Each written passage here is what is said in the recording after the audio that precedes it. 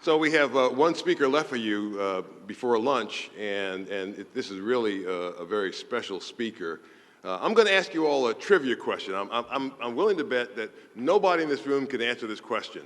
So in 1994, and many of you look too young to have been around in 1994. In 1994, Rick Santorum was on the Republican ballot for the U.S. Senate in that primary race. Back in 1994, there was another name on that ballot as well. Does anybody know what that other name was? That's right, Joe Watkins. And we all know how that turned out, right? Rick Santorum went on to win. He had served already 2 terms in the U.S. House and then went on to win 2 terms in the U.S. Senate, serving Pennsylvania as he did wonderfully in the U.S. Senate. He became a national figure because of his strong stances and his intellect and clarity on a whole host of issues. And in 2012, Rick Santorum was a candidate for the Republican nomination for president and did a remarkable job, ran an incredible campaign, as many will remember, in 2012. He's an extraordinary man, married for over 30 years, a father to 8 children, and 1 grandchild. And I'm proud to not only say that I admire him, but to call him my friend. Please welcome U.S. Senator Rick Santorum.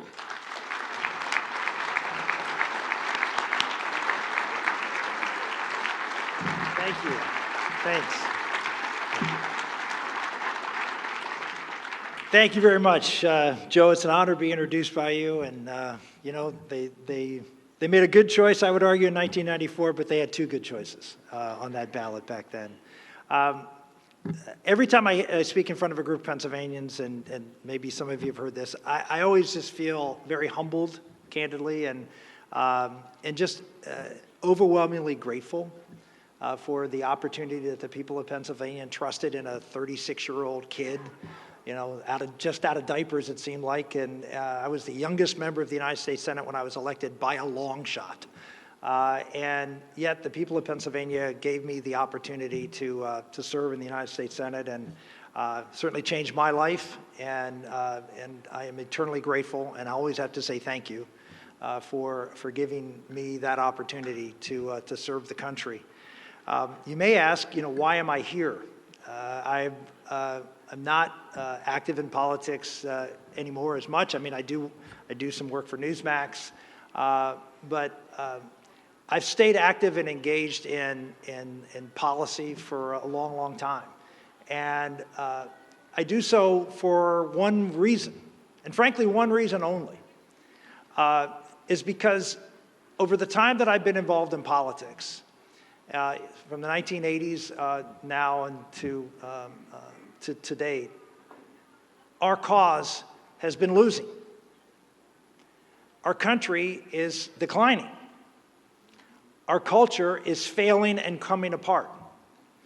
And I have to get up every morning and I have to look in the mirror as someone who was involved in the highest levels of government, ran for president, tried to move this country in a particular direction, and look in the mirror and say to myself, you have failed your country.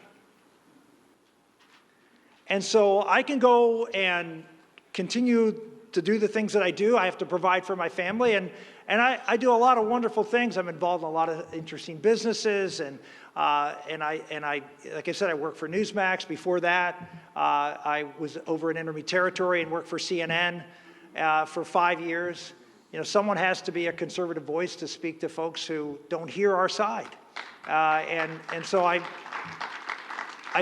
really felt privileged to be able to do that. But I can't go away. I can't give up because we're failing. I gave a speech a couple of weeks ago to the leadership of the National Religious Broadcasters. They had their convention in Nashville, and they asked me to come and speak. And so I spoke to 300 or 400 of their leaders, and I got up there and I said, you know, 25 years ago, 95% of Americans believed in God. Today, 50% of Americans believe in God. I said 25 years ago, 30% of people believed in the devil. 56% of Americans, more Americans believe in the devil than believe in the God of Abraham, Isaac, and Jacob. And I said to them, I appreciate, there's the leaders of all these, religious organizations who are out there in the media doing wonderful things. And I said, look, I appreciate the great work that you're doing, but you're failing. And I'm not here, and I'm not somebody who's into participation trophies. You were given an opportunity and faith and trust by people who support you to make a difference in the world, and you're not. And so I would say to all of you, conservatives, you're failing. I appreciate the great work you're doing. And by the way, I'm including myself in this. But whatever you're doing, it's not enough.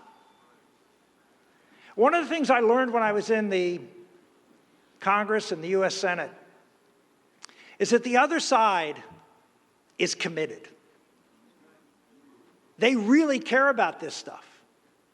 I just look at what happened at Disney this week. And you see all these people at Disney. And then you see people, and you probably see a few interviews, of the fact that a majority of Disney employees don't agree with them. But what do? Nothing. Nothing. Oh, we're afraid to speak up. Ladies and gentlemen, I was canceled from CNN. Why? Because I told the truth. How many of you have been canceled? How many of you have lost your job? How many of you? We have to start taking into stock the reality of what we're facing. That we are now the minority in this country when it comes to power. I'm talking about power in corporate America, power in education. We're in the minority. They control all the levers of power. And the reason they got him is because you stayed silent while their side squawked. You were afraid to lose because, well, I don't want to lose my job, or I don't want to lose my friend, or I don't want to lose my position. We just weren't courageous. We took it for granted that things would be okay. And by the way, things are still okay. Most of us are still free for now. Most of us can still go to the church we want for now. Most of us can live the lives we want for now. But it's slowly edging and seeping away from us. And we don't have the courage to stand up and lose.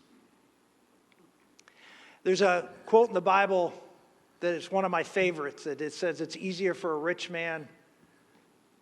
the camel to pass through the eye of a needle than it is for a rich man to get into heaven. Ladies and gentlemen, we're the richest group of people in the history of the world. We have more stuff than anybody, anywhere, ever. Ever.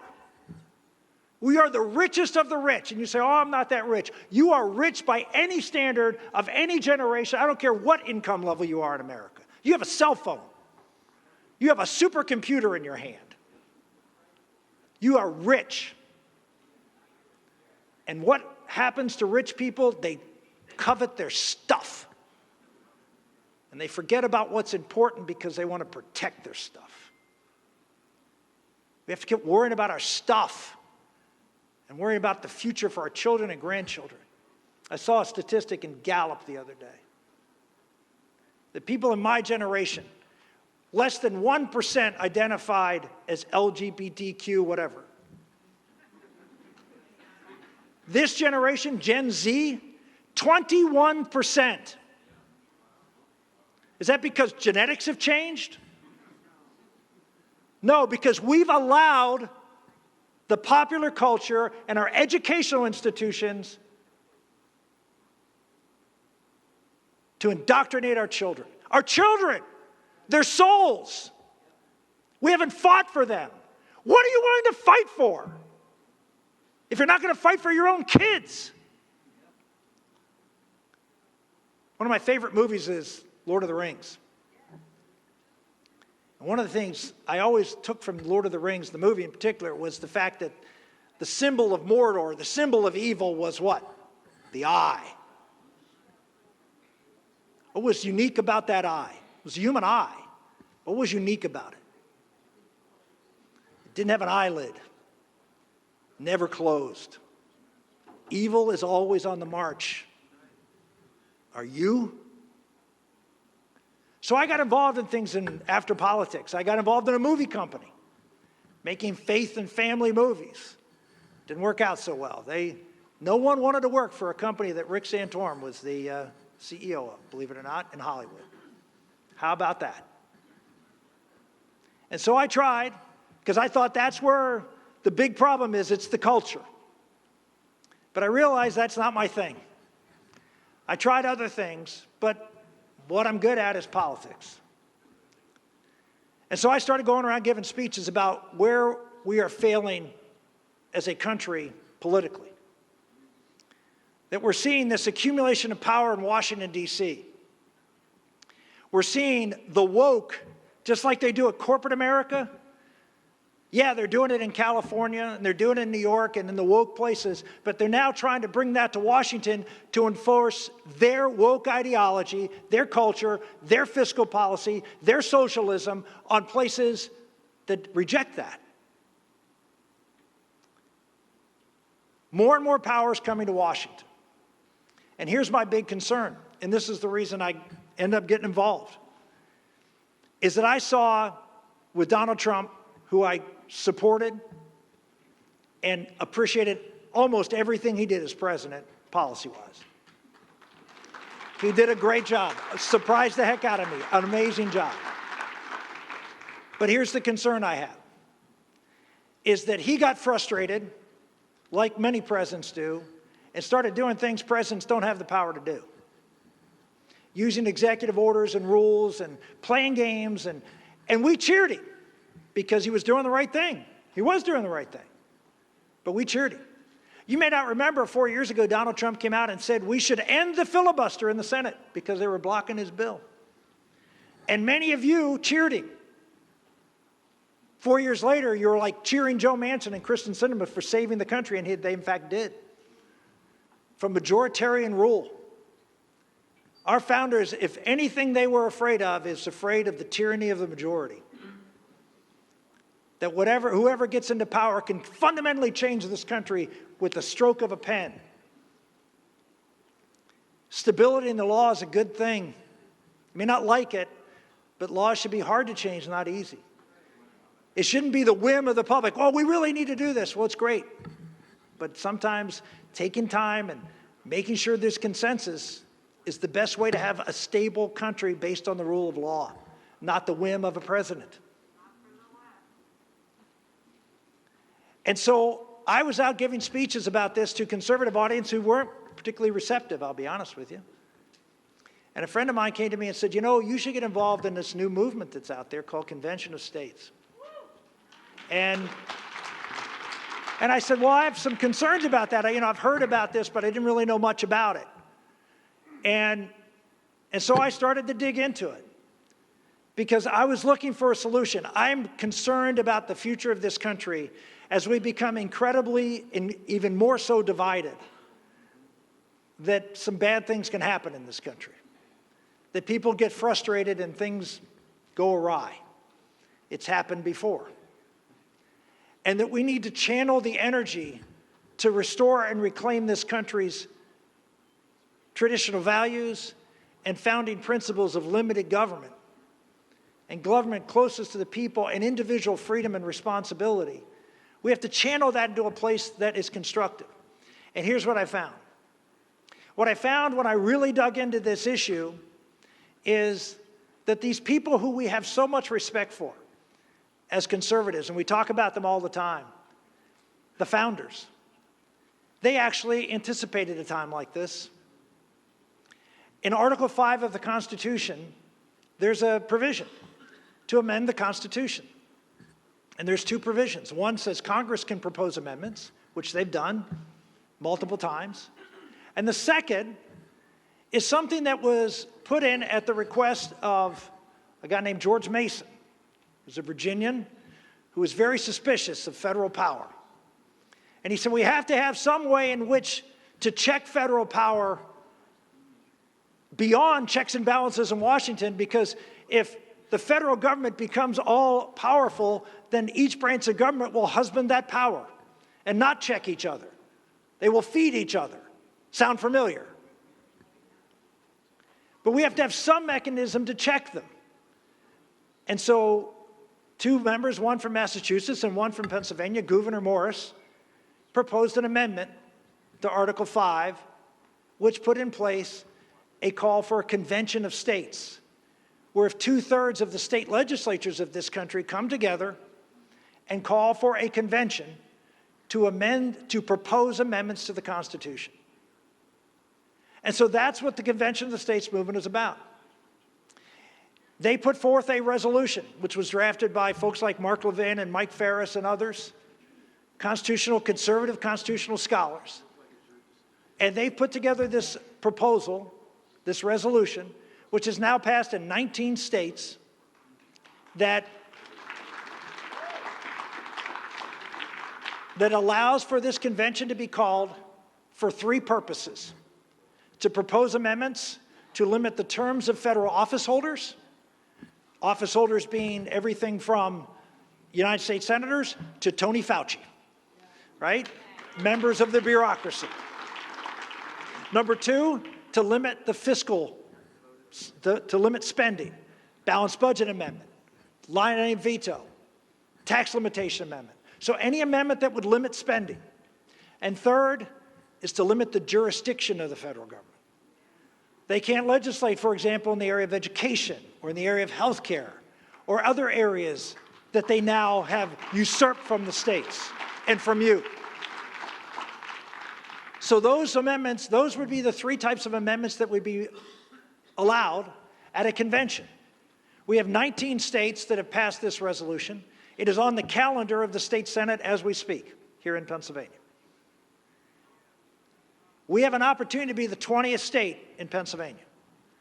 Just about every conservative state, from Alabama to North Dakota, has adopted this. There's a few others. North Carolina passed the House, and it's about to pass the Senate here in the next few weeks.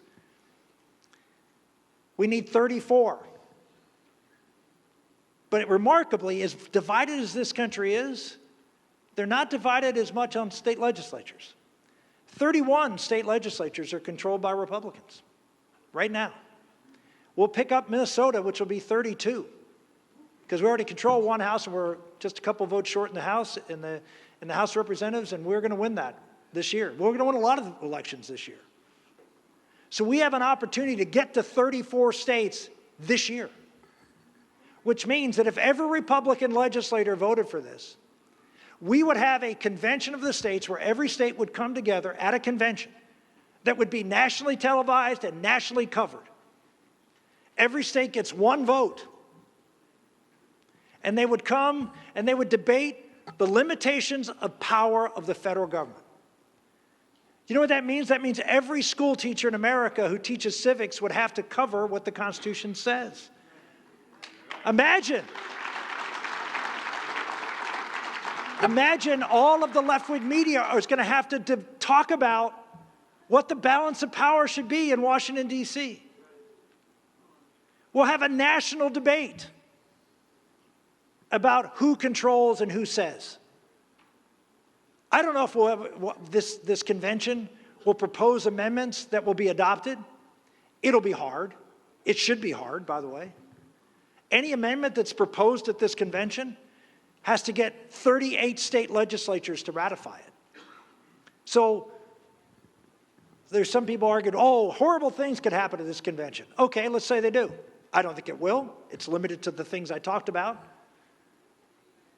When it happens, 34 Republican legislatures will have had to pass this, because Democrats, every left-wing group is against this. Almost every Democrat votes against it. So if it happens, it will happen because Republicans are in a supermajority control of the legislatures. So if you believe something bad can come out of that convention, maybe, doubt it, but maybe, It still needs 38 state legislatures to ratify it.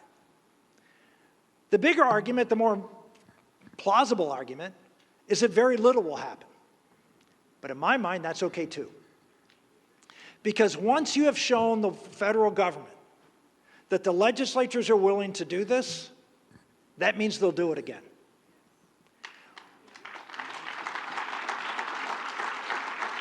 Once people see that this is a viable avenue to fire shots across the bow of Washington about how they behave there, then all of you, the citizens of the United States, will see this as an appropriate remedy to check the excesses.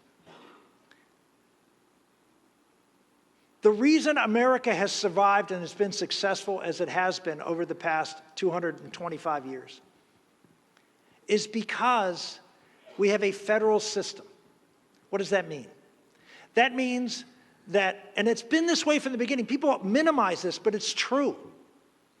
In Washington, they respected at a time that every state could be different because they were different.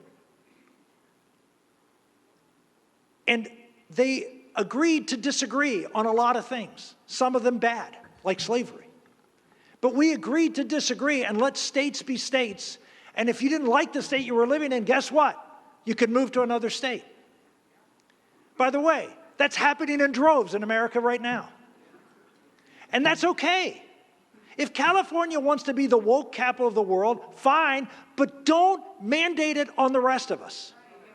Right? That's federalism. The only way for America to survive. The left talks about the importance of diversity. Diversity is a natural state of things. What's hard is unity. Unity is the hard thing. It's getting people who are diverse to agree on a certain set of principles we can live by. And what we need to go back to in America is a certain set of principles that we can all agree to, and then let people be different. Let Pennsylvania be Pennsylvania, let Iowa be Iowa, let North Dakota be North Dakota, let New York be New York.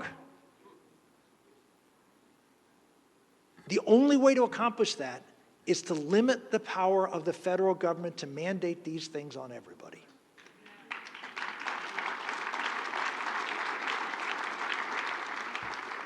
So here's my ask for you, because I know I'm standing between you and lunch. And that is to contact your state House members and state senators and tell them it's time for Pennsylvania to be the magic number 20. They have the opportunity to do it right now. The governor doesn't have to sign any of these resolutions. Article 5 is very clear. The legislatures decide. They didn't want, they distrusted executives. That's why they gave Congress the power to propose amendments. The president didn't need to be involved. They gave the legislatures the power. Governors aren't involved.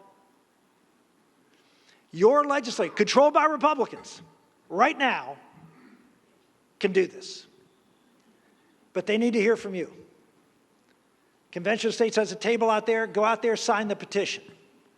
But call you know your members. Call your legislator. Tell them this is important. And if they don't know about it, tell them to get up to speed. Because this matters.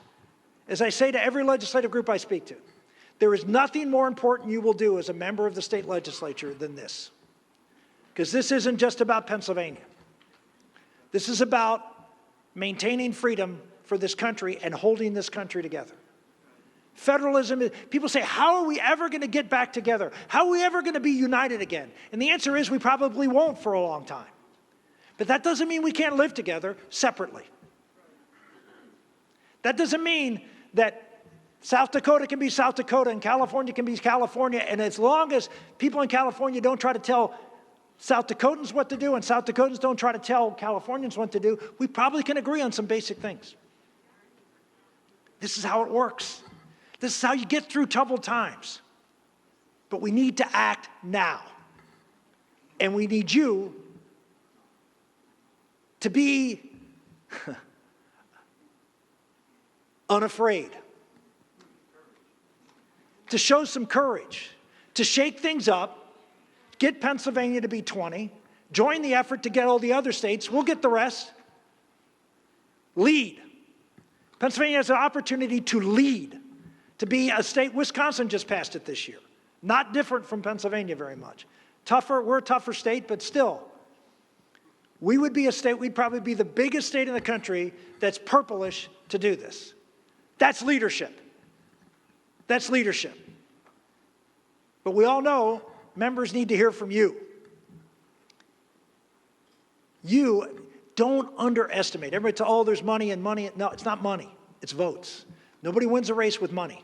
They win it with votes. And you're the votes. Get out there and make a change for the country and start doing things to save this republic. God bless you.